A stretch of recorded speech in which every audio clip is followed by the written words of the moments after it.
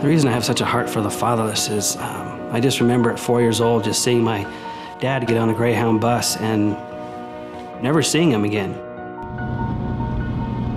Alex started coming out to the ranch when she was just 3 years old. And when I heard her story of why she was coming out at such a young age, my heart absolutely broke for the trauma that she had suffered. And I could see the pain on Alex's face and her downcast eyes, and she looked swallowed up by what she had experienced.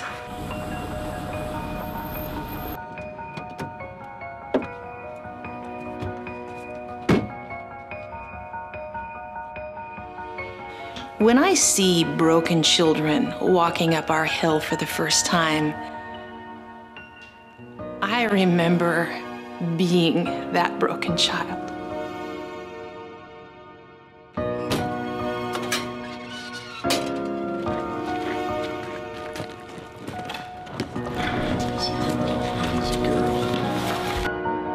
When kids walk up the driveway and you can see and smell and hear and feel the brokenness, you can just see it in their faces.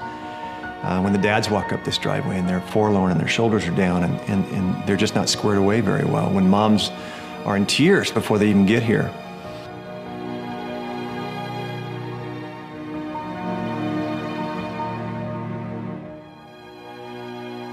And she came out for the first time with one of the foster parents that she had. And she looked so small in her foster mom's arms when she was carrying her up the driveway.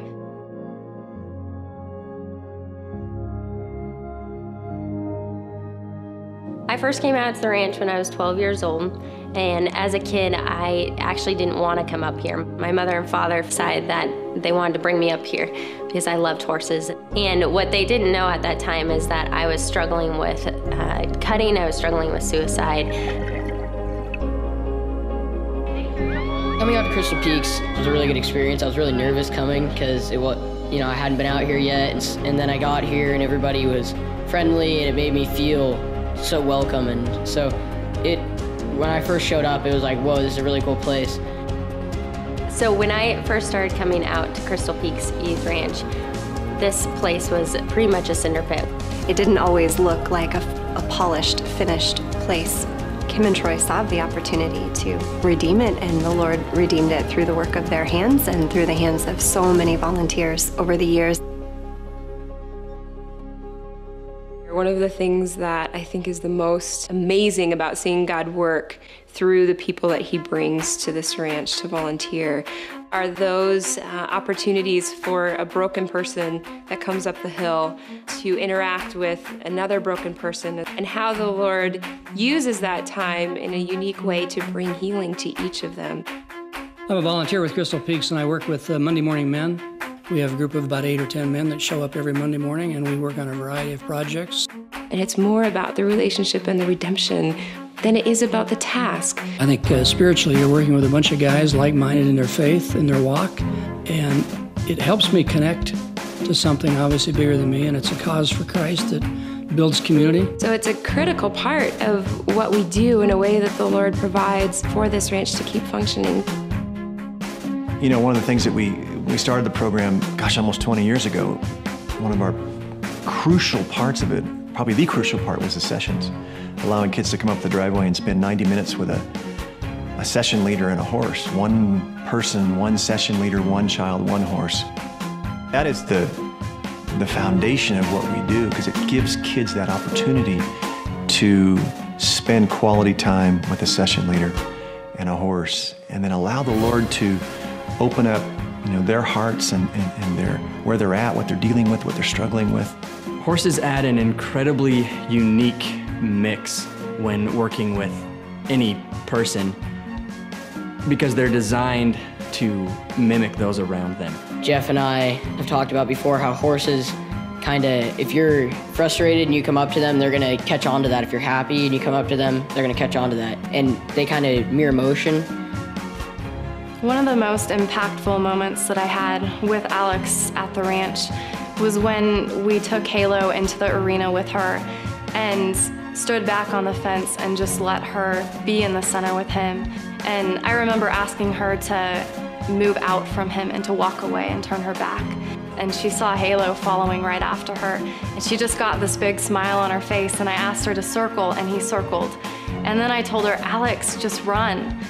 She began to run, and Halo began to run after her, and he matched her step for step. No matter where she went, he was right by her side. And we got to talk about how he felt like the best place for him to be was right next to her.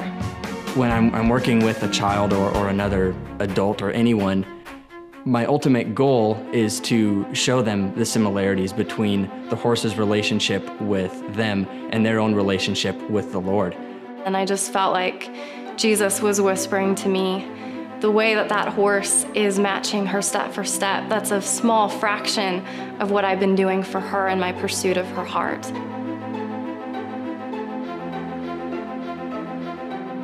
Many others come to this place and see that this is a dream that has been on their hearts for years. And through what we've learned, our successes and our failures, we've been able to shoulder with other people as they're walking those places. We started our clinics in 2006. We bring folks in from all over the world and teach them a little bit about what we do to try and keep them from the pitfalls of falling into those holes that we did. We teach them horsemanship and programming and the nuts and bolts of ministry. But I think more importantly, to gather like-minded people with like-minded hearts and say, how can we help? How can we support you in your dreams and your desire to start a ministry for kids? And as I got to spend time with her, we began to break through some of that pain, and I began to see the little heart that she had inside of her start to blossom and grow. She is vibrant with life in a way that she wasn't when she first came. The thing that inspires me most is just seeing God take the broken, the seemingly worthless, just the awful things of this life and just transforming them into just absolute beautiful things. Being out here has really taught me that everything can be used for the Lord's glory, and even those things that we want to hide away because they're ugly in the world's eyes, the Lord can use as beauty and brings beauty from those ashes. As I work with kids like Alex, I have so much hope in what he's doing because I know that something beautiful is going to come out of the things that they've survived.